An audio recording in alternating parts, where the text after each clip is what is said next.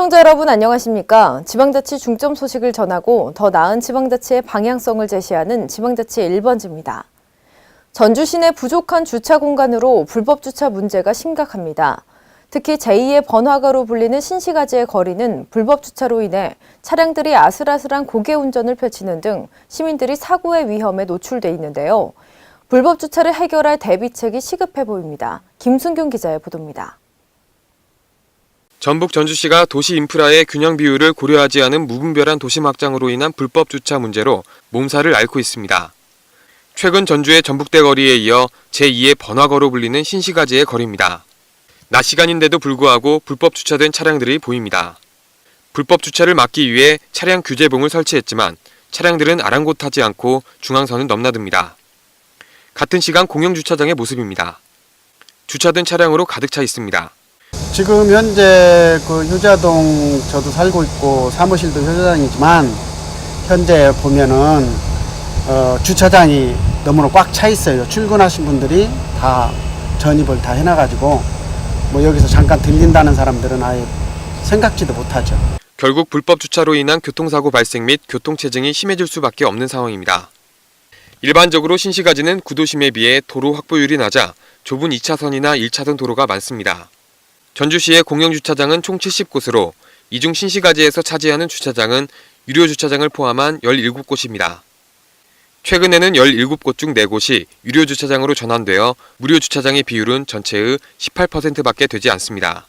실제 주말뿐만 아니라 평일에도 유동인구가 많은 신시가지 지역이다 보니 많은 차량을 충당할 주차장의 수는 부족한 현실입니다. 이에 전주시는 금년 연말부터 내년까지 총 150억 원을 들여 주차장 2곳을 추가 개설한다고 나섰지만 이마저도 많은 차량 수요를 채우지 못하는 실정이라 결국 언발의 오줌 누기식 행정이라는 비판의 목소리가 높습니다. 시민들의 불편과 사고의 위험이 높아지는 만큼 대대적인 개선이 필요한 상황입니다. K랜 김승균입니다. 전라북도가 지난 22일 전북연구원에서 김일재 행정부지사가 참석한 가운데 삼락농정포럼 전북쌀 해법과 과제 워크숍이 열렸습니다. 쌀 소비 부진과 도내쌀 소비 확대를 위해 해결책을 찾아 나섰습니다. 유희광 기자의 보도입니다. 해가 지날수록 산지 쌀값의 지속적인 폭락으로 인해 전북 도내 쌀 산업이 위기를 맞고 있는 가운데 전북도가 차별화된 방책을 통한 돌파구 찾기에 나섰습니다. 도내 최근 3년간 가구 부문 1인당 쌀 소비량은 지속적으로 줄고 있지만 생산량은 꾸준히 늘어나고 있으며 쌀값은 지난 2012년 17만 3,692원에서 2015년도에 와서는 15만 2,158원까지 하락한 상태입니다. 또 현재 국내 쌀 산업은 지난 2015년 1월 이후 513% 관세율로 쌀 시장이 전면 개방되면서 농민들의 소득 불안정 및 쌀 산업 지속 가능성에 대한 우려가 가중되고 있습니다. 특히 전북도의 벼 재배 면적은 12만 1,765헥타르로 전국 대비 15.2%, 쌀 생산량 70만 591톤으로 전국의 16.2%를 차지하는 등 전국에서는 세 번째로 큰 면적을 유지하면서 점차 그 피해액은 날로 늘어나고 있습니다. 이렇듯 불안정한 쌀 소비와 쌀값으로 인해 농민들은 생계의 위협을 받고 있는 실정입니다. 이에 도는 전북 쌀의 판매 전략과 경쟁력 제고 방안을 모색하기 위해 22일 전북연구원에서 전북 쌀 해법과 과제라는 주제로 2차 전문가 워크숍을 가졌습니다.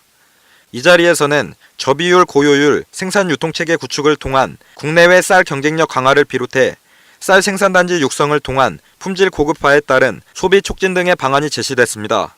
또 쌀값 하락에 대비해 쌀 생산 농가의 고정 직불금과 변동 직불금 지원 및 도비와 시군비의 추가 지원을 통한 쌀 생산 기반 확보 등 농가의 안정적 소득 보장을 위한 방책이 논의됐습니다.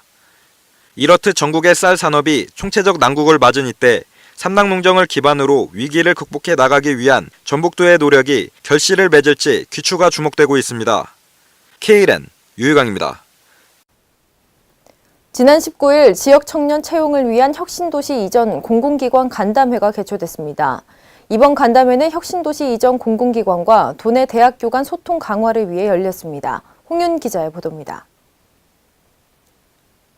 전북 혁신도시 공공기관 이전에 따라 지역 청년 실업 해소 효과가 기대되는 가운데 혁신도시에 입주한 공공기관과 전북 도내 대학교가 참석한 지역 청년 채용을 위한 간담회가 열렸습니다. 이전 기간에 지역인재 35% 의무 채용 법제화가 추진되는 상황에서 지역 경제와 지역 청년 채용을 활성화하기 위해 열린 이번 간담회에는 이전 공공기관을 비롯해 도와 고용노동부 그리고 도내 5개 대학교 대표들이 참석해 채용 정보와 애로사항 등을 공유했습니다. 이날 참석한 이영규 정무부지사는 지역 청년과 기업의 일자리 미스매치 문제를 지적하며 6대 주요 시책으로 전북형 청년 취업 지원 사업, 대학 산학관 커플링 사업, 대학 창조 일자리 센터 지원, 청년 취업 아카데미 사업, 잡 멘토링, 청년 채용 공개 오디션 등을 통해 이를 해결해 나가겠다고 했습니다. 또한 문원영 일자리 정책팀장은 향후 청년 정책 기본계획 수립, 정책위원회를 골자로 한 청년 기본 조례 제정, 청년 종합 실태조사 실시 등의 청년 정책 수립 지원 활성화를 통해 관련 신규 시책을 지속적으로 발굴하겠다고 계획을 밝혔습니다. 한편 간담회에 참석한 공공기관과 대학들은 향후에도 정기적인 만남을 갖고 지역 청년 채용 활성화를 통한 청년 실업 해소 및 지역 경제 활성화 방안에 함께 머리를 맞대기로 했습니다. KLN 홍윤입니다. 충청남도 평생교육진흥원이 지난 22일 출범식을 갖고 새로운 출발을 시작했습니다. 이번 출범식은 충남개발공사 대회의실에서 안희정 도지사와 조치현 도의회 부의장 등 100여 명이 참석한 가운데 열렸습니다. 행사는 경과보고 및 축하 영상 상영, 안지사 격려사, 현판식 등의 순으로 진행됐습니다. 충남평생교육진흥원은 그동안 충남인재육성재단이 수탁해 운영해온 단체로 지난 5월 도로부터 법인 설립 허가를 받아 같은 달 31일 재단법인 설립 등기를 마쳤으며 앞으로 도내 평생교육 관련 정책과 프로그램 개발, 운영 및 지원, 소외계층 평생교육 참여 지원 등의 사업을 펼치게 됩니다. 안희정 도지사는 평생학습은 인생 100세 시대 국가와 지역의 발전은 물론 개인 행복의 밑거름이 될 것이라며 이번 출범식을 계기로 충남 평생교육이 도민 삶에 더욱 가까이 다가갈 수 있기를 바란다고 말했습니다. 지난 19일 강원도가 한국동서발전, 코오롱 글로벌, 동성과 태백 가덕산 풍력발전단지 공동개발을 위한 업무 협약을 체결했습니다. 강원도는 이번 협약 체결로 풍력에너지 개발을 위한 자본 투자와 건설 사업 및 운영 등 사업 전반에 대해 긴밀한 협조 체계를 구축하고 사업이 효율적으로 추진될 수 있도록 지원하기로 했습니다. 또한 발전소 주변 지역 발전을 위한 사업에 적극 협력하며 강원도 내 신재생 에너지 및 에너지 신산업 등에 대한 공동개발 사업에 대해서도 상호 협력해 나갈 방침입니다. 오는 2018년까지 총 1,100억 원을 투입해 태백시 원동 가덕산 일대에 400메가와트급 풍력발전기 16기를 설치하는 등 대규모 풍력발전단지를 조성할 계획입니다. 한편 가덕산 풍력발전단지는 연간 2만 가구가 사용할 수 있는 95,418메가와트의 전기를 생산해 162억 원의 판매 수익을 기대하고 있습니다. 지난 주말 무등산 자락에서 선비들의 풍류를 체험할 수 있는 문화관광 프로그램이 펼쳐졌는데요. 광주문화재단이 광주호와 담양의 가사 문화권을 콘텐츠화한 풍류남도 나들이 여느 날 행사를 개최했습니다.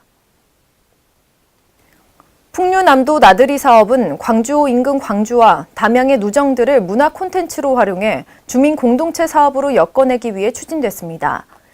이날 행사는 광주광역시장과 광주북구청장, 담양군수 등 풍류남도 나들이 사업 주관자치단체장을 비롯해 광주 시민과 담양 군민 등 500여 명이 참석했습니다.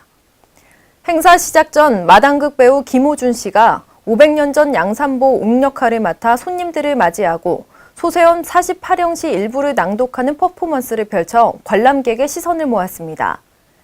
가장 큰 관심을 모은 공연은 검은고 명인 황병기 선생이 소세원을 위해 지난달 직접 창작해 보내온 신작 가야금 연주곡 소세원의 사계였습니다. 이번 행사를 시작으로 올해 12월까지 주말마다 다양한 프로그램을 진행할 예정입니다.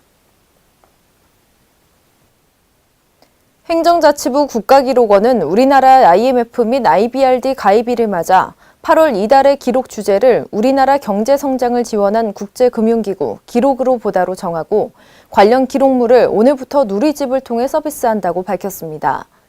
이번에 제공되는 기록물은 총 41건으로 IMF, IBRD 가입 및 차관 도입, 제40차 IBRD IMF 서울총회, 1997년 IMF 구제금융 사태 발생 및 극복 등의 모습을 담고 있습니다. 지은 지 오래된 낡은 경로당이 정부 지원을 통해 각종 편의시설을 갖춘 최신식 시설로 탈바꿈합니다. 행정자치부는 더불어 사는 따뜻한 지역 공동체 조성 일환으로 어르신 공동체와 아파트 공동체 활성화 사업을 올해 중점 사업으로 추진하기로 하고 전국 시군구를 대상으로 공모를 실시한다고 밝혔습니다. 이번 사업은 전국 경로당 또는 마을회관과 아파트 유휴 공간을 개보수해 지역사회 소통과 화합의 거점 공간으로 활용하기 위해 추진됩니다. 행자부는 이를 위해 30여 개 공동체를 선정해 공동체당 1억 원가량을 지원하는 등 총 30억 원의 자금을 지원할 예정입니다. 이상으로 지방자치 1번지를 마칩니다. 시청해주신 여러분 고맙습니다.